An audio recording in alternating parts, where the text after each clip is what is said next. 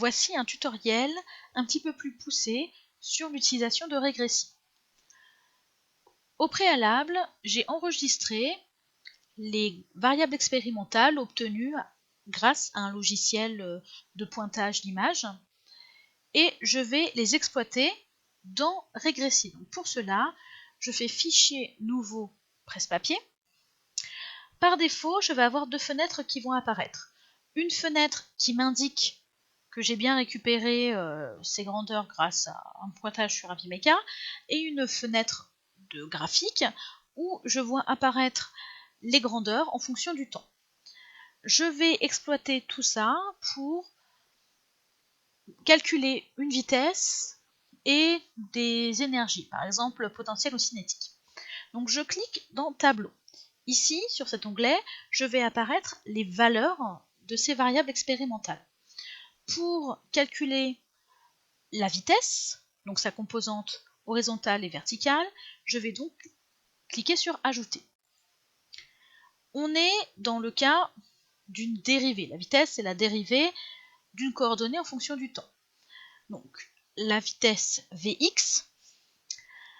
Pour l'unité, je n'ai pas besoin de m'en préoccuper parce que vous voyez, ici, on a déjà les coordonnées, enfin les unités qui sont indiquées sur le logiciel.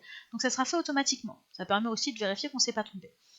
Donc Vx, c'est dx sur dt, par définition. Automatiquement, le logiciel calcule cette valeur-là.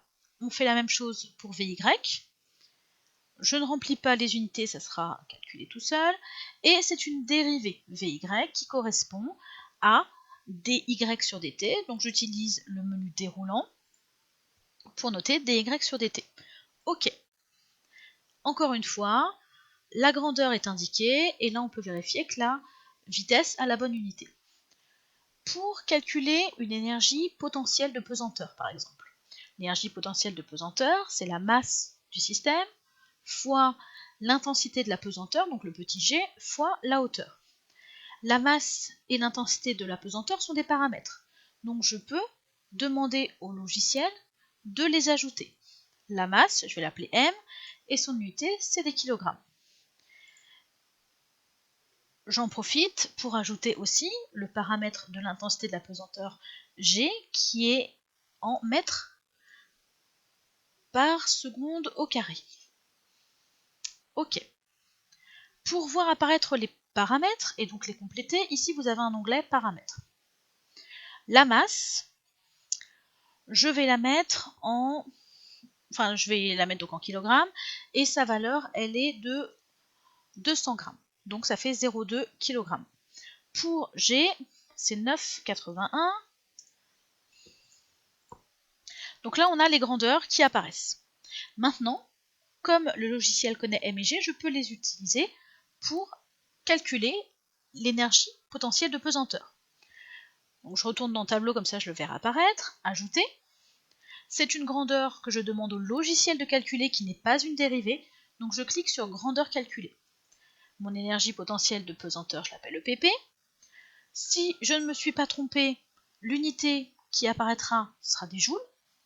Et l'expression ici, c'est donc M fois G fois la hauteur qui correspond à Y, ici, à l'ordonnée.